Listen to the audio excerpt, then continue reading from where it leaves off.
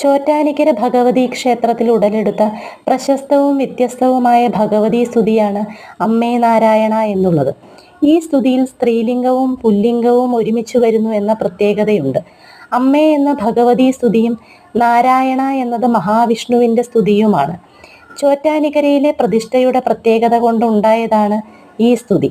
മേൽക്കാവിൽ ഭഗവതി പ്രതിഷ്ഠയുടെ വലതുവശത്ത് കൃഷ്ണശിലയിൽ തീർത്ത ചെറിയ മഹാവിഷ്ണു പ്രതിഷ്ഠയുണ്ട്. രണ്ടും ഒരേ പീഠത്തിലാണ് നിൽക്കുന്നത്. ഇതുകൂടാതെ കീഴ്ക്കാവിൽ ഭദ്രകാളി പ്രതിഷ്ഠയുമുണ്ട്. ഇതിനാൽ മൂന്നുപേരെയും കൂടി ചേർത്താണ് അമ്മേ നാരായണ, ദേവി നാരായണ, ലക്ഷ്മി നാരായണ, ഭദ്രേ നാരായണ എന്ന് ചോറ്റാനിക്കരയിൽ ഭക്തർ സ്തുതിക്കുന്നത്.